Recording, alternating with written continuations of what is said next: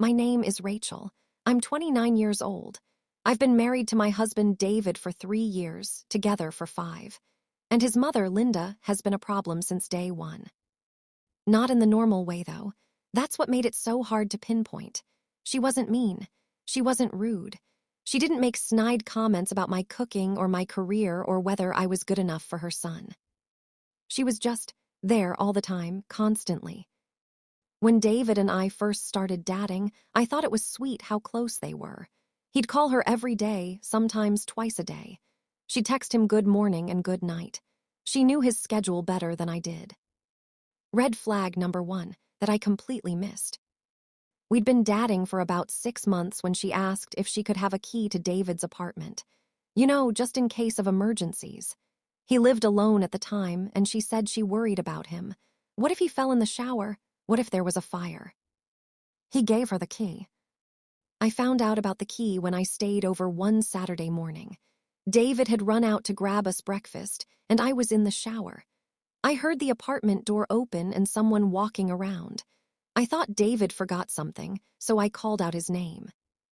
No answer. I turned off the water, wrapped a towel around myself, and opened the bathroom door. Linda was standing in David's bedroom, putting away his laundry. I screamed, obviously, because a woman I'd barely met was just in my boyfriend's apartment while I was naked in the shower. She looked at me like I was crazy for being startled. "Oh, honey, I'm sorry. I didn't know you were here. I was just dropping off David's laundry.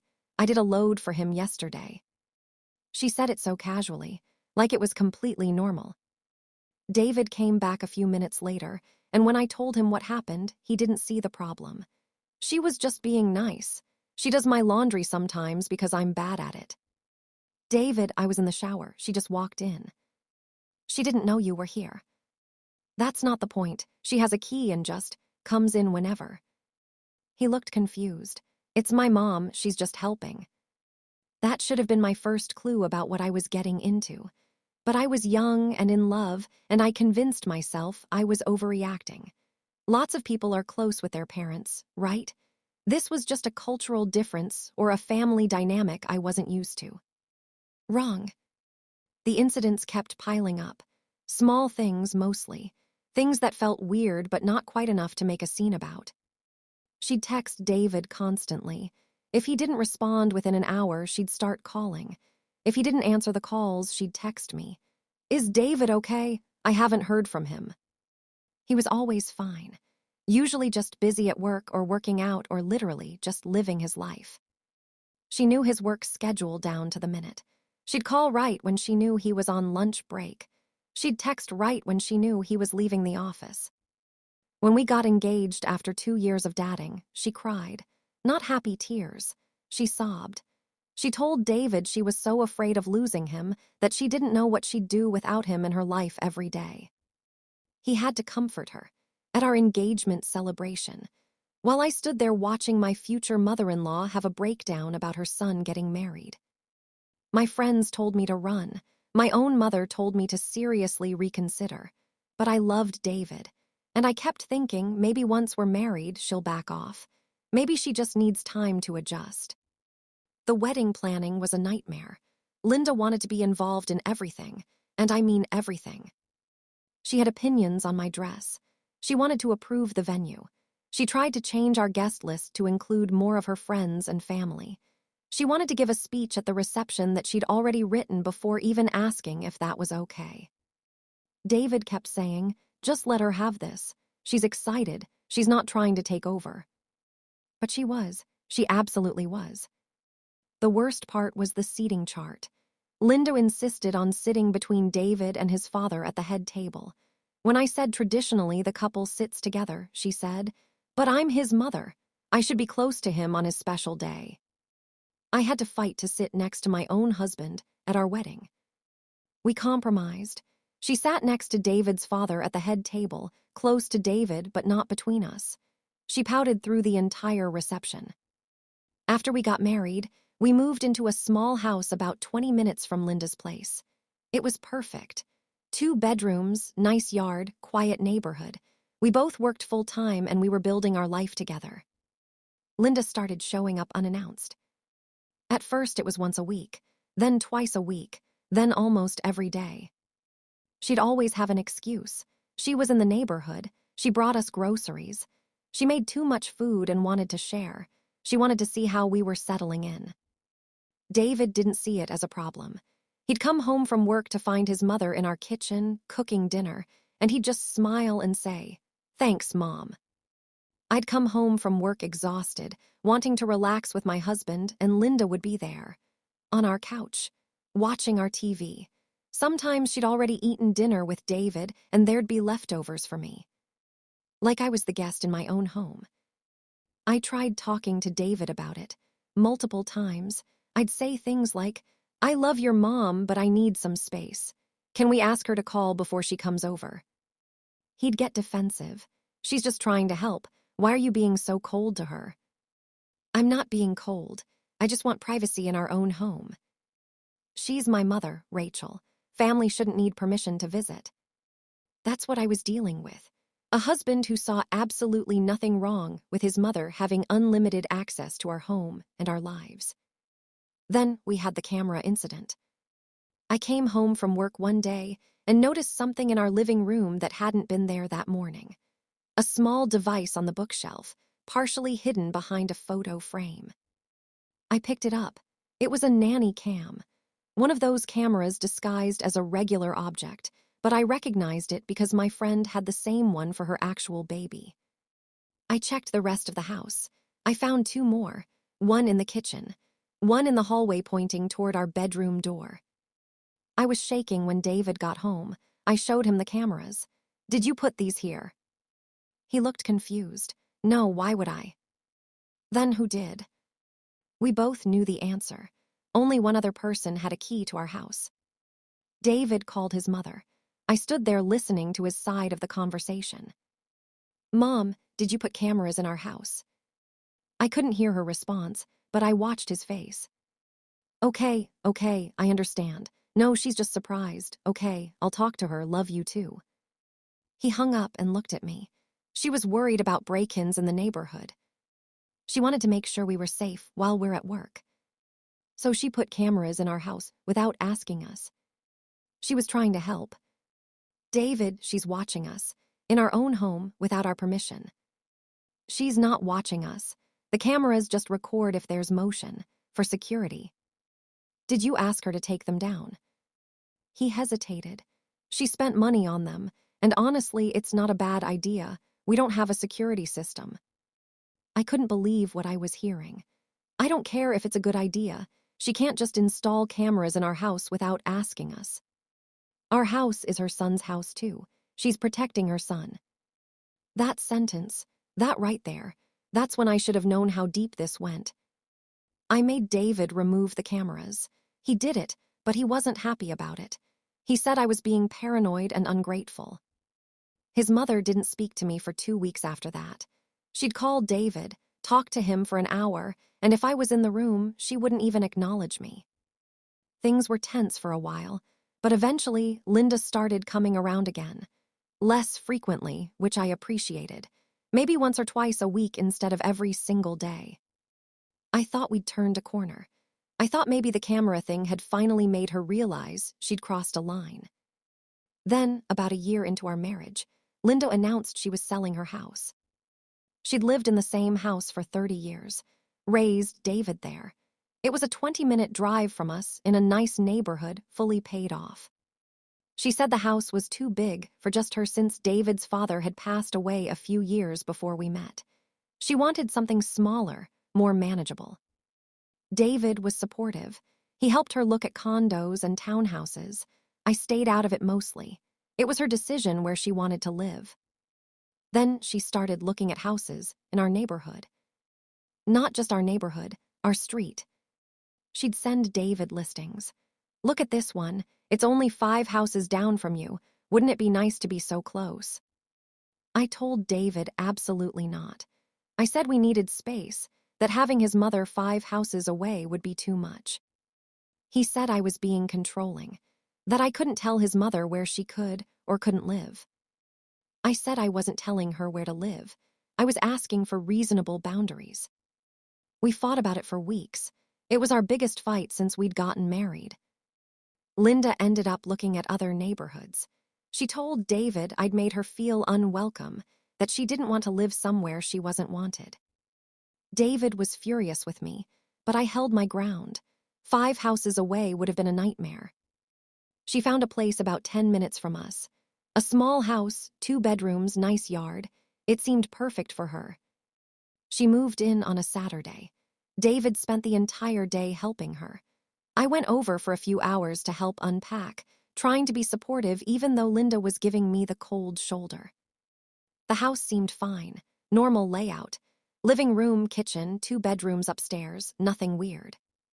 I didn't go back for a few weeks.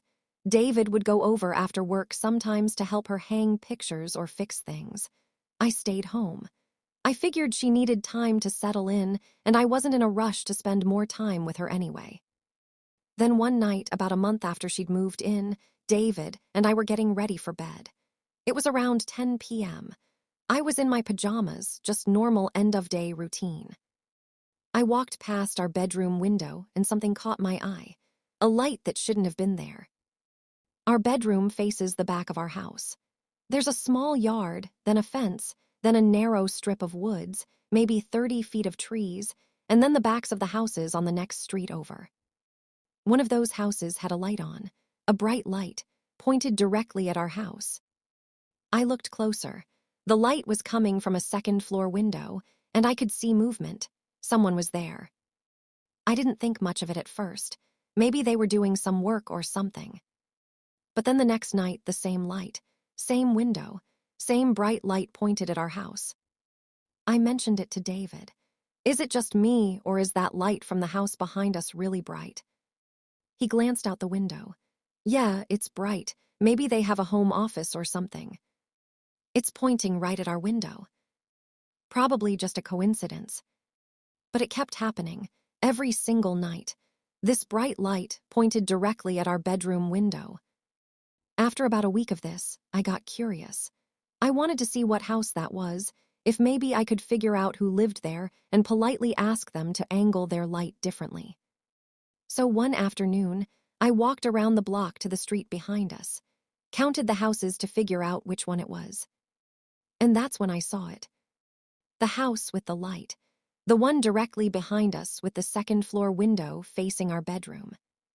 It was Linda's house. She hadn't bought a house 10 minutes away in a different neighborhood. She'd bought the house directly behind ours, the one with a perfect view of our backyard and our bedroom window. I stood on the sidewalk, staring up at that window, and I felt my stomach drop. The layout of her house that I'd seen when I helped her move in, that was the front and first floor. I'd never gone upstairs, never seen the bedrooms. She'd deliberately shown us only the parts of the house that wouldn't reveal what she'd done. I went home and I told David, "Your mother bought the house behind us. She has a direct view into our bedroom." He didn't believe me at first. He said I was being paranoid again, seeing problems that weren't there. So I made him walk around the block with me, made him look at the house numbers, made him see for himself. He stood there on the sidewalk, looking up at his mother's house, and I watched the realization hit him. "She didn't mention the house was right behind us," he said quietly. "No, she didn't. Maybe she didn't realize." "David," she realized, "she bought this house specifically because it's behind ours." He didn't have a response to that.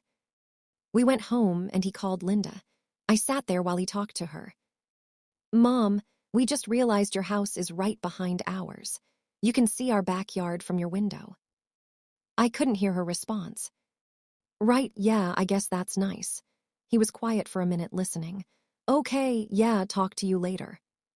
He hung up. I waited. She said she didn't realize at first, but when she saw the view, she thought it would be nice to be able to see our house. She likes knowing we're close. "David, she can see into our bedroom." "She's not watching us, Rachel. She's just happy to be nearby. There's a light pointed at our window every single night. She probably just has a bright lamp. You're making this into something it's not." I wanted to scream, but I didn't. I just closed the curtains in our bedroom. heavy curtains that blocked out all light and any possible view from the outside. David said I was overreacting, that curtains weren't necessary, but I told him I needed them for my own peace of mind, and he eventually agreed. The next day, Linda called David. She was upset. She said she'd noticed we'd closed our curtains, and it made her feel like we were shutting her out. She said that exact phrase. We were shutting her out because we closed the curtains in our bedroom. David asked me if we could keep them open during the day and just close them at night, as a compromise. I said no. I said the curtains were staying closed all the time. He told his mother the curtains were staying. She didn't speak to him for 3 days. 3 days of punishing her son with silence because we wanted privacy in our bedroom. Things were tense after that. Linda would still come over, but there was this coldness, like she was angry but trying to hide it. A few weeks later, I noticed something new at Linda's house. I was in our backyard, trying to garden, which I'm terrible at, but I was trying. I happened to glance up at Linda's window, the one facing our house. There was something in the window that wasn't there before. It looked like furniture. I couldn't see clearly from that angle, so I went back around the block on foot, stood across the street and looked up. In Linda's second-floor window, the one with the direct view into our yard and our bedroom window, there were chairs. Multiple chairs, arranged in rows. Like theater seating. 3 rows of chairs, all facing the window, all facing our house.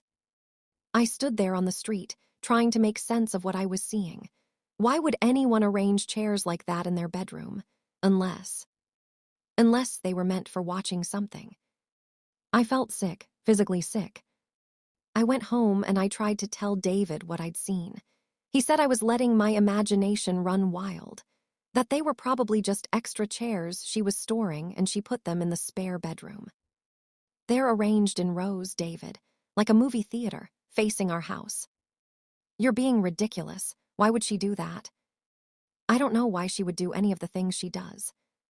He accused me of being unfair to his mother, of always assuming the worst, of never giving her a chance. We didn't speak for the rest of the night.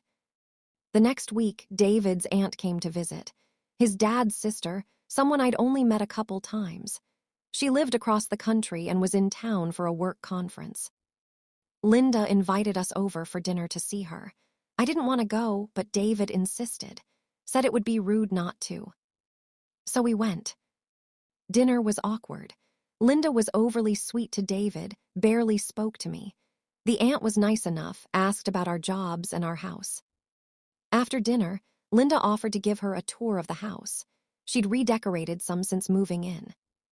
We all went upstairs. She showed us her bedroom, her bathroom. Then she opened the door to the second bedroom, the one with the window facing our house. "This is my sitting room," Linda said. "I like to come up here and relax." The chairs were still there, theater seating, 3 rows, 5 chairs each, all facing the window. But now there were other things too. A small table with binoculars on it, a notebook, a TV tray set up like someone spent extended time there. The aunt said, "What a lovely view, you can see right into the neighborhood." Linda smiled. "Yes, I can see David and Rachel's house perfectly. I like to keep an eye on things." She said it so casually, so normally, like it was the most natural thing in the world. David's aunt didn't seem to think it was weird. She just nodded and complimented the room's paint color. But I stood there, staring at those chairs, and I felt trapped, exposed, violated. I couldn't say anything in the moment. What would I even say in front of his aunt? So I just smiled and nodded and tried not to let my panic show. When we left that night, I told David we needed to talk. "Your mother has theater seating pointed at our bedroom window. You saw it. You saw the binoculars, the notebook. She's watching us. She has a nice view. She's not watching us specifically. David, she bought that house for this exact purpose. She arranged furniture to watch our house. This isn't normal." "You're being paranoid." "I'm not being paranoid. This is stalker behavior." He got angry then, told me I was being cruel, that his mother had lost her husband and David was all she had left, that I was trying to come between them. I'm not trying to come between you. I'm trying to have a marriage that doesn't include your mother watching us from her window. She's not watching us. You're obsessed with making her seem like a villain when she's just lonely. We fought until 2 a.m. that night. It ended with David sleeping on the couch and me crying in our bedroom with the curtains drawn. The next few weeks were horrible. David and I barely spoke. He spent more time at his mother's house, which I'm sure was exactly what she wanted. I started feeling paranoid in my own home. Even with the curtains closed, I felt like I was being watched. I'd change in the bathroom instead of the bedroom. I felt anxious all the time. My friend suggested I talk to a therapist. So I did. I needed someone objective to tell me if I was crazy or if this was really as bad as I thought. The therapist listened to everything. The constant visits, the cameras, the house location, the theater seating, all of it. She said, "What you're describing is a form of enmeshment. Your husband hasn't separated from his mother psychologically, and his mother is displaying some concerning boundary violations that could be considered stalking behavior." It was validating to hear, but it was also terrifying, because if a professional thought this was concerning and David still didn't see it, where did that leave me? I tried one more time to talk to David. I told him what the therapist said. I begged him to come to couples counseling with me. He refused. He said therapists always take the woman's side, that I was trying to turn him against his mother. That's when I knew I had to do something drastic. I decided to install our own camera. In our backyard, pointed at Linda's window, I wanted proof of what she was doing. The camera had night vision and motion detection. I hid it in a birdhouse and angled it perfectly. For 2 weeks, I collected footage. And what I found was so much worse than I'd imagined. Linda was in that room every single day, multiple times a day. In the mornings, she'd be there when David and I left for work. The footage showed her at the window, watching us get in our cars. In the evenings, she'd be there when we came home, watching us arrive. At night, she'd be there for hours. The timestamp on the footage showed she'd spend anywhere from 1 to 4 hours sitting in those chairs, facing our house. Sometimes she'd use the binoculars. I could see her raising them to her face, clearly looking at something specific. Sometimes she'd write in the notebook. Sometimes she'd just sit there, watching. But the worst footage was from one Saturday afternoon. David and I had gotten into an argument, a bad one. We were in our bedroom, and even though the curtains were closed, we were yelling loud enough that I'm sure it carried. The camera caught Linda at her window during this, and she wasn't just watching, she was recording. She had her phone up, pointed at our house, clearly recording video or audio or both. She recorded us fighting. I felt violated in a way I can't even describe. This woman had recorded one of the worst moments in my marriage, had documented our private pain for. What? What was she doing with these recordings? I showed David the footage, all of it. Hours of his mother watching our house, recording us, sitting in those chairs just staring at our bedroom window. He watched in silence. I saw his face change as he realized what he was seeing. The denial, the excuses, none of it could stand up against actual video evidence. "I need to talk to her," he finally said. "David, this is beyond talking. This is stalking. This is illegal. She's my mother. I don't care. She's watching us like we're a TV show. She recorded us fighting." He left to go to Linda's house. I told him I wasn't going with him. I'd said everything I needed to say. He was gone for 3 hours. When he came back, he looked exhausted. He sat down on the couch and put his head in his hands. "What did she say?" I asked. "She admitted it, all of it. She's been watching us." I waited for him to continue. "She said she bought the house specifically for the view. She wanted to be close to me. She said after Dad died, I'm all she has, and she was afraid of losing me when we got married. She thought if she could still see me every day, still know what I was doing, she'd feel less alone." "That's not love, David. That's obsession." "I know," his voice cracked. "I know that now." "What else did she say?" She said the chairs were so she could have friends over. They'd sit and watch our house together. She called it her window time. She'd invite her friends over and they'd sit there and watch us and she'd tell them about our lives. I felt bile rise in my throat. Her friends had been watching us too. She said they thought it was sweet, that she was just a devoted mother keeping tabs on her son. This is insane, David. This is completely insane. She recorded us because she wanted to understand why we were fighting.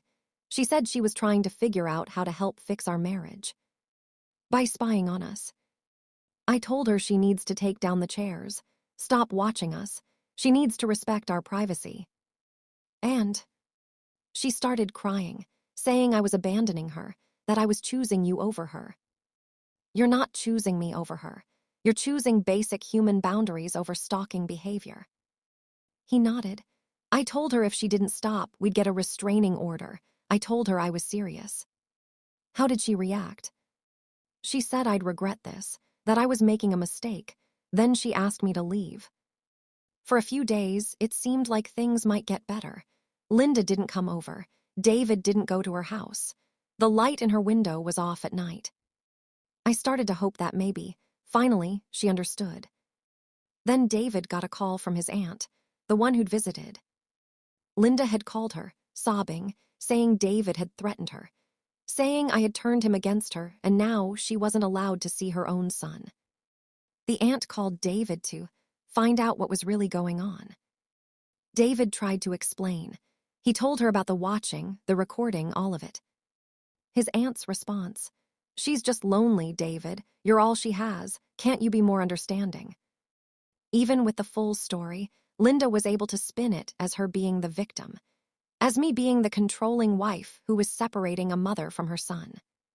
Over the next week, David got calls from 3 other relatives, all of them saying similar things, all of them believing Linda's version where she was the victim and I was the villain. David defended me, defended us, but I could see it was wearing on him. He'd grown up with these people. They'd known him his whole life, and they all thought he was in the wrong. Then things escalated. One night, around 11 p.m., our doorbell rang. Then someone started pounding on the door. David opened it. It was Linda. She pushed past him into our house. Her eyes were wild. She looked like she hadn't slept in days. "You can't do this to me," she said. "You can't cut me out of your life." "Mom, it's 11 p.m. You need to go home." "I'm your mother. I gave birth to you. I raised you. You owe me." I stayed back, phone in my hand, ready to call the police if needed. "I don't owe you the right to spy on me," David said. His voice was shaking but firm. "I wasn't spying. I was watching over you. There's a difference." "Mom, you need to leave. Now." "Not until you promise you'll come home. Come back to me. Leave her." She pointed at me. "She's the problem. Everything was fine before her." "Rachel is my wife, and you need to leave our house." Linda looked at me then, really looked at me, and the expression on her face was pure hatred. "You stole my son," she said quietly. "He was mine. He'll always be mine." "Mrs. Morrison, you need to leave," I said, trying to keep my voice steady. She took a step toward me. David moved between us. "Mom, leave now, or I'm calling the police." Something in his tone must have gotten through. Linda looked at David, then back at me, then she turned and walked out. She slammed the door so hard the windows rattled. David locked the door and leaned against it. He was shaking. "I'm sorry," he said. "I'm so sorry." I went to him and held him. We stood there in our entryway for a long time. The next morning, we called a lawyer. We needed to know our options. The lawyer said we could get a restraining order based on the stalking behavior and last night's incident. It would legally require Linda to stay a certain distance away from us and our property. David didn't want to do that to his mother, but I told him we didn't have a choice. She'd shown up at our house at 11 p.m. and essentially threatened me.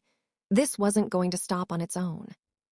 We filed for the restraining order, had to go to court, present evidence. The camera footage of her watching our house for hours, the recordings she'd made, her unannounced visit and threatening behavior.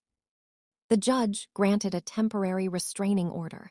Linda had to stay at least 200 feet away from us, which meant she couldn't be in her house, the house she'd bought specifically to watch us. She was too close. She had to move out of the house she'd owned for less than 6 months. David's family exploded. They called him cruel, heartless, said he was destroying his own mother. Only one person understood.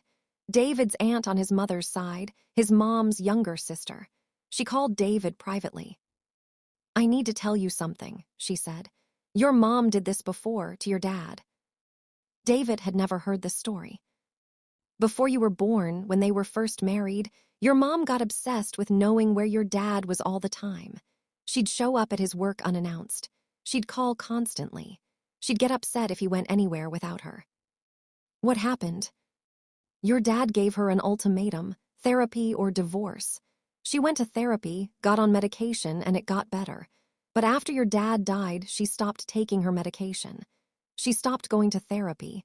I think you being all she had left triggered something."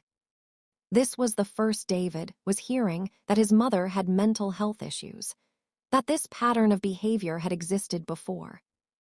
His aunt gave him the name of his mother's old therapist, said Linda needed help, real help, not just boundaries. David tried to reach out to his mother, tried to talk to her about therapy. She refused to speak to him. She ended up moving in with her sister temporarily while she looked for a new place to live. The restraining order became permanent after a second hearing, where Linda didn't show up to defend herself. That was 8 months ago. Linda lives about 40 minutes away now. She's in therapy, according to her sister, but David doesn't know for sure. She won't talk to him. His family is split.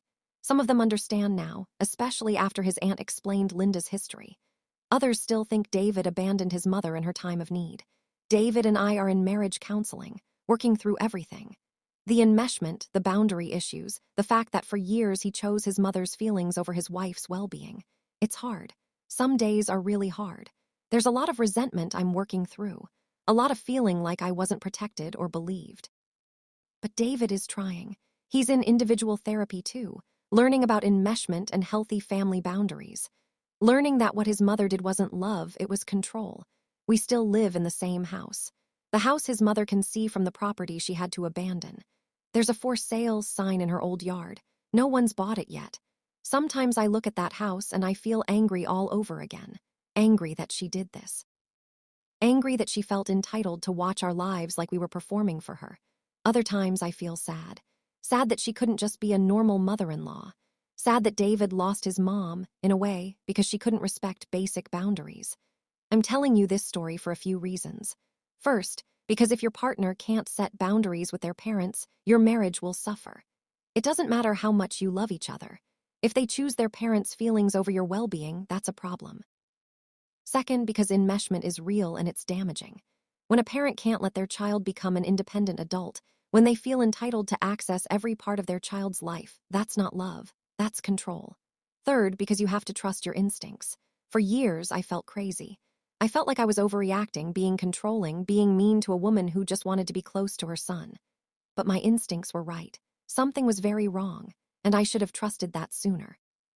If someone in your life is violating your boundaries, if they're showing up unannounced, demanding constant access, getting angry when you ask for privacy, that's not normal.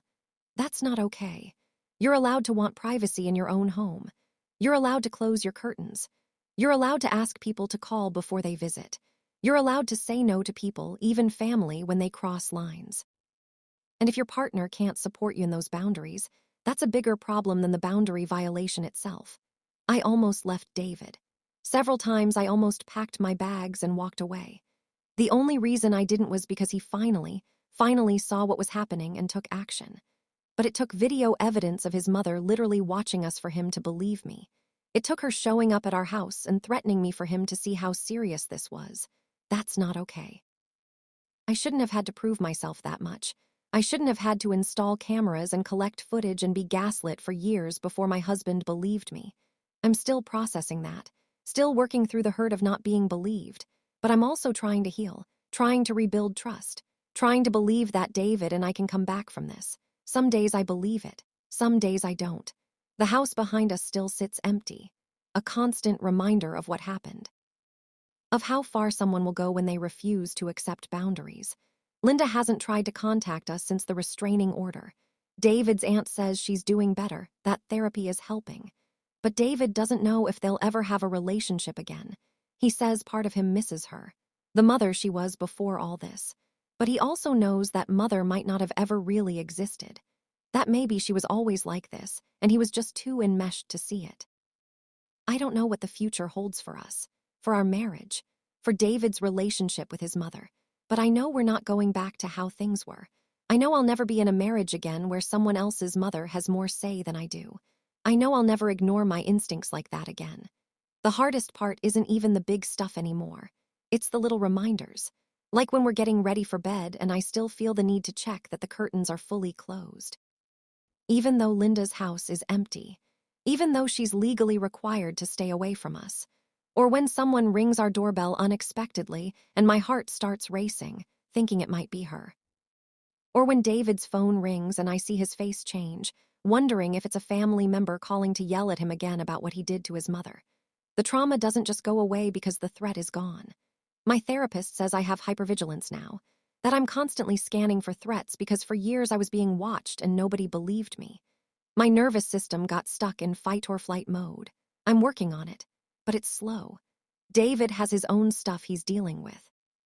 Realizing that your mother isn't who you thought she was, that's a specific kind of grief. He's mourning the relationship he thought they had, coming to terms with the fact that her love was conditional and controlling. His therapist used the term covert incest in one of their sessions. Not physical incest, but emotional incest, where a parent treats their child like a partner, demanding emotional intimacy and availability that should be reserved for adult relationships. David called me after that session. He was crying. He said, "I think my mom did that to me. I think she made me her emotional husband after Dad died, maybe even before he died." It explained so much. The constant phone calls, the need to know where he was every minute, the jealousy toward me, the feeling like she owned him. She'd been treating her son like a surrogate spouse, and he'd been conditioned his whole life to accept it as normal. Understanding it doesn't make it hurt less, but it helps make sense of things. We talk about whether we want kids someday. That conversation is complicated now. I worry about having a daughter and Linda somehow getting access to her. I worry about having a son and him being enmeshed with me the way David was with Linda. David worries about becoming a father when he's still figuring out what healthy family dynamics even look like. Our therapist says these are normal fears given what we've been through, that we don't have to make decisions about kids right now, that we can wait until we feel more stable. I'm 29, David's 31, we have time. But sometimes I feel like Linda stole that from us too, the ability to think about starting a family without this massive trauma hanging over it. About 3 months ago, something happened that shook me up again. I was at the grocery store just doing normal shopping. I turned down an aisle and I saw her. Linda. She was at the other end of the aisle, facing away from me, looking at pasta or something. My whole body froze. My heart started pounding. I couldn't move. She wasn't supposed to be at that grocery store. It was too close to our house, within the restraining order radius. But then she turned around and I saw her face. It wasn't Linda. It was just a woman who looked like her from behind. Similar hair, similar build. The woman saw me staring and gave me a weird look. I must have looked insane, standing there frozen in the middle of the aisle. I abandoned my cart and left the store, sat in my car and cried. That's when I realized how deep this had gotten into my head. I was seeing her in strangers. I was having panic attacks in grocery stores. I told my therapist about it at my next session. She said it was a trauma response, that my brain was still trying to protect me from a threat that wasn't there anymore. She recommended EMDR therapy. It's a specific type of trauma therapy that helps reprocess memories. I started doing that twice a month in addition to my regular therapy. It's helping, I think, slowly. David sold his car around this time, the one he'd had since college. He bought a new one, different color, different model. He said he needed something that wasn't connected to that part of his life. Something his mother had never been in, never commented on, never had any association with. I understood that. Sometimes you need to purge the physical reminders. We repainted our bedroom too, changed the layout, got a new bed, made it feel like a different space. The bedroom his mother had watched. We took it back, made it ours. Small things, but they mattered. David's aunt, the one who told us about Linda's history, she checks in with us sometimes. She's the only family member who stayed in consistent contact. She told us a few months back that Linda had started dating someone, a man she met in her therapy group. David didn't know how to feel about that. On one hand, maybe having a romantic partner would give Linda something else to focus on besides him. On the other hand, he felt weird about his mom dating, and he worried about what she might do to this new person if things got serious. Should I warn him? David asked me. This guy she's dating, should I tell him what she's capable of? I don't know, I said honestly. I don't know if it's your responsibility. But what if she does to him what she did to us? What if she buys a house across from him and starts watching him? Then hopefully he'll have better boundaries than we did. That sounded harsh even as I said it, but it was true. So much of what happened was because we didn't enforce boundaries early enough. Because David was too enmeshed to see the problems. David's aunt said Linda's therapist had her on medication now. Mood stabilizers, anxiety medication, something for obsessive thoughts. She said Linda seemed more stable, but neither David nor I were ready to test that. The restraining order stays in place. We're not reaching out. Maybe someday. Maybe years from now when we've both healed more. Maybe if Linda stays in treatment and can demonstrate actual change over a long period of time. But not now, not soon. I joined an online support group for people with difficult in-laws. I needed to talk to other people who understood, who wouldn't just say, but she's his mother, like that excused everything. The stories I read there were eye-opening. We weren't alone. There were so many people dealing with boundary-violating mothers and mothers-in-law, so many people whose partners struggled to stand up to their parents. Some of the stories were worse than ours. Women whose mothers-in-law had keys to their houses and would rearrange their furniture. Women whose husbands still called their mothers mommy, well into their 30s. Women whose mothers-in-law demanded to be in the delivery room when their grandchildren were born and threw tantrums when told no. And so many stories of partners who wouldn't set boundaries, who said that's just how she is, or she means well, or family is family. Reading those stories made me feel less alone, but it also made me sad. How many people were living like this? How many marriages were being destroyed by parents who couldn't let go? One woman in the group said something that stuck with me. You don't marry just a person. You marry their family system. And if that system is dysfunctional, you either set boundaries or you drown. I thought about leaving so many times before things came to a head. I thought about how much easier life would be if I just walked away. Found someone whose mother lived across the country and called twice a year. But I loved David. And I kept hoping he'd wake up and see what was happening. He did eventually wake up, but it took so long. And so much damage was done in that time. I asked him once during a therapy session, why didn't you believe me sooner? What would it have taken for you to see it? He thought about it for a long time. Finally, he said, I think I did see it, parts of it, but admitting it would have meant admitting my whole childhood was a lie, that my mom's love was conditional and controlling. That's a hard thing to accept. Our therapist nodded. Children of enmeshed parents often struggle with this. Seeing the truth means grieving the parent you thought you had. It's easier to blame the new person, the spouse, than to face that grief. But I'm your wife, I said to David. You chose me. You married me. Why wasn't that enough? It should have been, he said quietly. You're right, it should have been enough. I'm sorry it wasn't. These are the conversations we're having now. Hard conversations, painful conversations, but necessary ones. I don't know if we'll make it. I really don't. Some days I think we will. Some days I think the damage is too deep. Our therapist says we're doing the work, that we're both committed to healing. That's more than a lot of couples in our situation can say. But doing the work doesn't guarantee the outcome.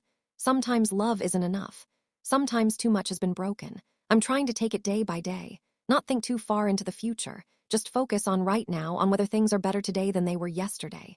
Most days they are, incrementally, slowly, but better. David surprised me last month. He'd been going to his therapy sessions, doing his homework, really working on understanding enmeshment and boundaries. He came home one evening with papers in his hand. I want to show you something, he said. They were boundaries he'd written out. Clear, specific boundaries for if and when his mother might ever be back in our lives. Things like no unannounced visits ever, no dropping by without calling first, no keys to our house, no commenting on our relationship or giving unsolicited advice, no more than one visit per week, no calling more than once per day. He'd written out consequences too. What would happen if she violated these boundaries? First violation, we leave the visit immediately. Second violation, no contact for a month. Third violation, no contact for 6 months. I should have done this years ago, he said. Before we even got married, I should have protected you. I cried when I read those boundaries, because it was what I'd needed all along. It was David finally choosing our marriage over his mother's feelings. Thank you, I said. This is what I needed. I know, I'm sorry it took so long. We don't know if we'll ever give Linda the chance to follow those boundaries. Restraining order is in place for 2 more years. After that, we'd have to decide if we want to renew it or try supervised contact. That's a decision for future us. Right now, we're just trying to survive and heal. I went back to that grocery store last week, the one where I'd had the panic attack thinking I saw Linda. I made myself go back. My therapist said it was important not to avoid places just because of what happened. That avoidance makes the fear bigger, so I went. Did my shopping. Kept my breathing steady when I turned corners when I saw women with similar hair to Linda's. I made it through the whole shopping trip without a panic attack. Got my groceries, checked out, went home. It felt like a small victory, like I was taking back another piece of my life that Linda had stolen. These small victories matter. They add up. They remind me that I'm healing, even when it doesn't feel like it. David's been doing small victories too. He went to his company holiday party last month without texting his mother about it first. That might sound insignificant, but for years he'd tell her about every work event, every happy hour, everything. She'd expect updates throughout the night. This time he just went, had a good time, came home and told me about it. Didn't think about his mother until the next day. That's the first time I've done something and not automatically thought about telling her, he said. It felt weird, but also good. These are the signs that he's separating, that he's becoming his own person, not an extension of his mother. It's what should have happened 20 years ago, but better late than never. We're planning a vacation next month, just the 2 of us, somewhere we've never been, somewhere that has no memories attached to it. We're not telling anyone where we're going. Not David's family, not my family, just us disappearing for a week. The old David would have told his mother, would have called her from the airport, sent her photos every day, checked in constantly. This David said, I don't want anyone to know where we are, I just want it to be us. That's growth, that's healing. I asked him recently if he missed his mother. He thought about it for a while. I miss the idea of her, he finally said. I miss having a mom who's normal and supportive and respectful, but that's not who she actually is, so I guess I'm grieving someone who never really existed. That's the hardest part for him, I think. Realizing that the mother he thought he had was partly an illusion, that the love he thought was unconditional came with strings attached. My relationship with my own mother got stronger through all this. She's been supportive without being overbearing. She checks in on me, offers to listen when I need to talk, but doesn't push. She told me once, a mother's job is to raise her children to leave, to be independent adults who don't need her anymore. That's the goal. Linda never learned that. She's right. Good parents work themselves out of a job. They want their kids to grow up and have their own lives. Linda wanted to keep David dependent on her forever, wanted to be the center of his universe even after he got married. That's not love. That's ownership. I'm learning to set boundaries with my own mother too, in healthier ways. Practicing saying, not this weekend, or I need some alone time without feeling guilty. She responds well, says, okay, love you, talk later. Doesn't punish me with silence or guilt trips. That's what normal looks like. I'm relearning it. The house behind us finally sold last week. A young couple bought it. No kids yet, but they're planning to start a family. I met them when they were doing a final walkthrough. Introduced myself, welcomed them to the neighborhood. The wife asked about the previous owner. Did you know the woman who lived here before? A little, I said carefully. She moved kind of suddenly. The house needs work, the husband said. Especially that upstairs bedroom. Weirdest room layout we've ever seen. All these chairs facing the window. We're going to completely redo it. That sounds like a good plan, I said. They're going to tear out Linda's theater seating, going to make it a nursery. Fill it with life and joy instead of surveillance and obsession. There's something poetic about that, something healing. That room won't be a shrine to Linda's dysfunction anymore.